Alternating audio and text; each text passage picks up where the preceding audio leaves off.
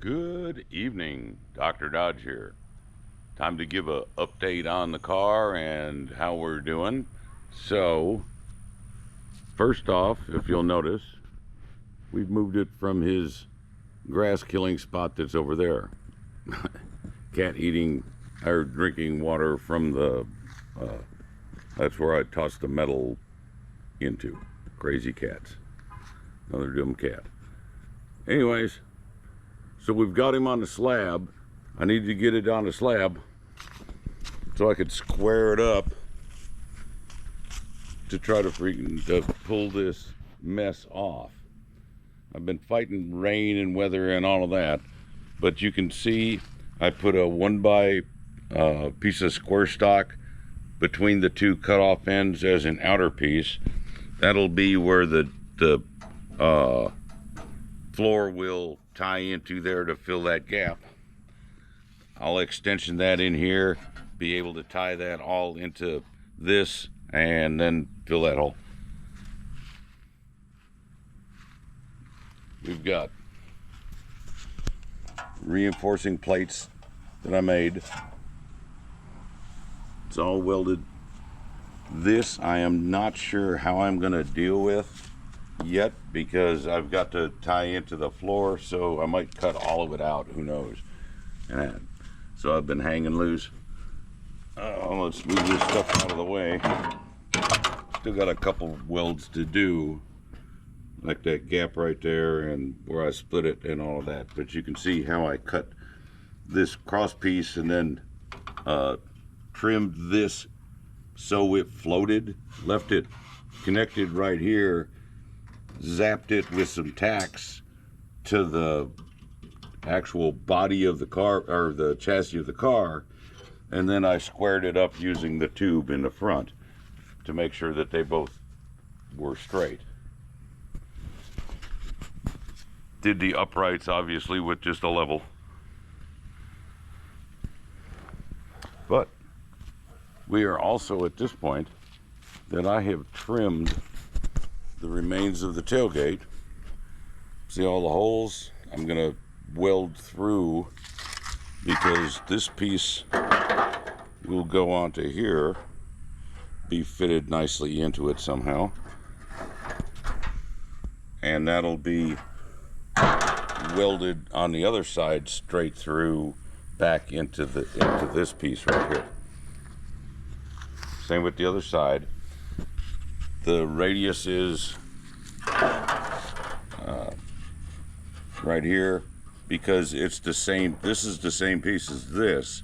It's not going to occupy the same shape quite as good. So I've split them back and I hammer and dollied that out. I need to lay it flat. Some of the spot welds were not worth the crap, so I used my hole puncher, which if you've never seen one of these things are great. This is an old one, which I had bought, I think, flea marketing or something like that, and I've got a Harbor Freight version that I use for aluminum and brass on my hobby bench. These are also pretty useful pliers too, the duck bills. Guys that do ducting and tubing and air conditioning stuff. That's where you get that stuff. I also wanted to show, never underestimate that some things are better hammer and dollies than their hammer and dolly you buy. This thing was instrumental in being able to, and this guy too, that's actually a carpet chisel, and this thing is an old school tire tool. But where's one other piece? I was going to show you.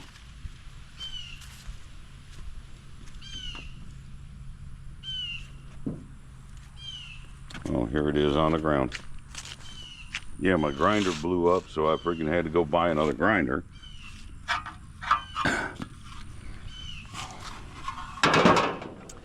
Anyways, this thing was a disaster. the whole end was crushed way back up into the edge right up in here.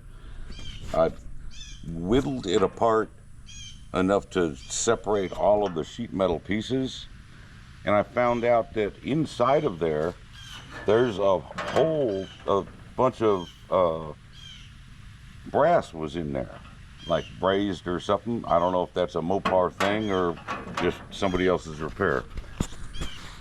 But I welded it all from the backside, fillered that in, kind of tried to be artistic to not fill the hole. But it's got to work as the tailgate side. So, you know, if we're going to take the tailgate off, he's got to be able to come off.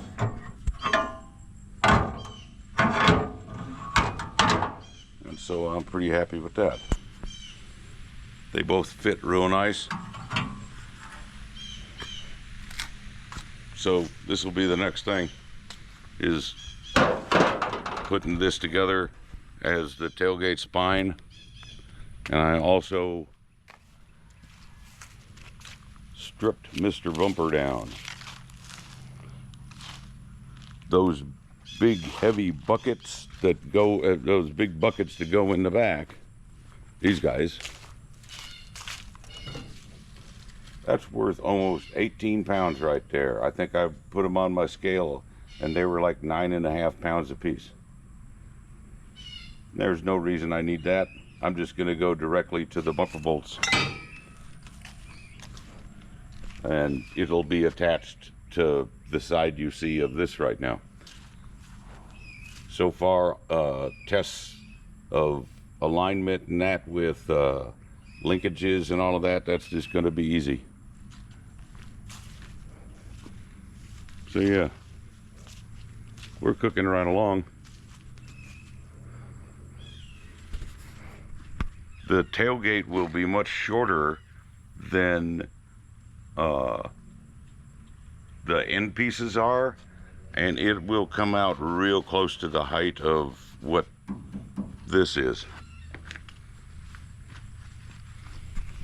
This will turn into our curve that goes up into the upright.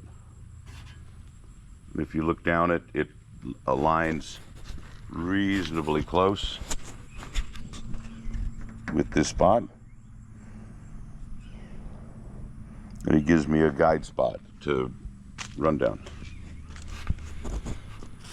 My paper mache pieces, I'll be using those. It looks like right now I'll have to add 4 inches to it to get a pattern, but I'm not going to get ahead of myself and add. It's kind of interesting. I have cool freaking pieces there to attach onto somehow too. Yep.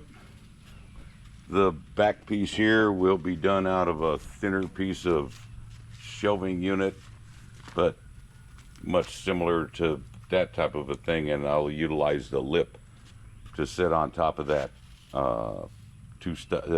square stock, and also go all the way into it, and it'll be reinforced even more. Happy with how it's coming along.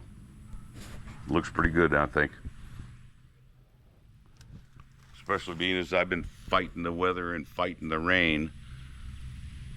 Nothing like grinding everything clean and then freaking having it rain for 3 days and everything gets rusty all again on you. But let Satan try to block me because he knows how amazing it's going to be. Thanks for watching.